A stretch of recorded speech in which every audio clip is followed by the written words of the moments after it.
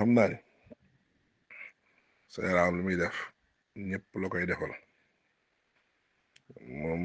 tàmbalee ko nag ci njabootug maam Cheikh Ibra Fall gépp waaye nag ki ci seen kanam di sëriñ Amdi Xadi Fall di ñaan sa borom gën a guddal aw fanam te yokk ak wéram di ko ñaanal tamit nag jëriñ jooju nekk Thiès di sëriñ Cheikh Ngounda Fall nga xamante ne moom la teg foofu mu nekkal ko fi yor fi kàddoom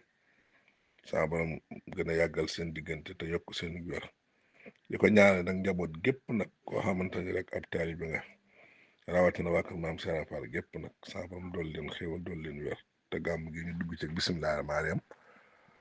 eggale ko alhamdulilah rabbil alamin waaye di ñaanal nag général Omar Seck mi nga xam ni moo jiite alali maam Cheikh Ibra ak mboolem ñu ko àndal ñëpp ñoo leen di ñaanal sa borom dool leen kattan dool leen wér ba li sëriñ bi yaakaar ci ñoom sa borom ma ngi leen taw fa ñu ko mën a àggale di ñaanal ñëpp nag waaye di soññaat suñu bopp di soññaat ñëpp nag ci bis bi nga xamante ne mooy bisu gàmm gi te sëriñ Amdi Xadi di ko waajal ak mboolem njabootu maam Cheikh Ibra Fall gépp ne ci ginnaawam ànd ak moom jiital ci nag sëriñ Cheikh Ngounda mi nga xamante ni moo nekk Thiès ñaanal sa guddal aw fanam yokk ak wéram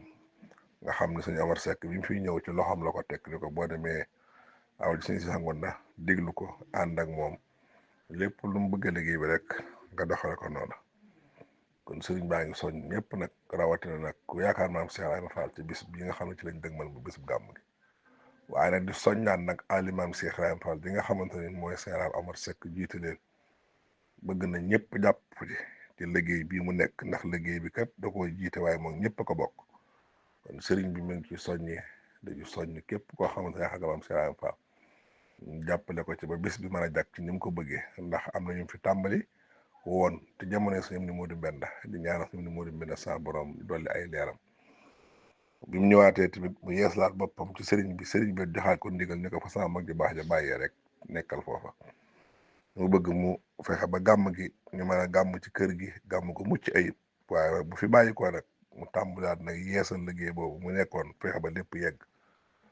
ko ñaanal sa borom jàppale ko may ko tawfeex may ko xiir may ko wér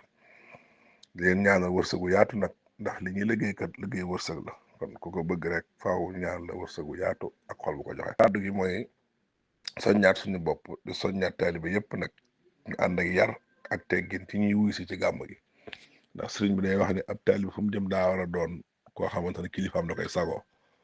day wax ne niñ may sagoo nga xamante ne kenn ku ne daana ko wax ni sëriñ am ni mooy sama wasila ni ngeen koy sagoo ni ngeen fexe ba di sagoo noonu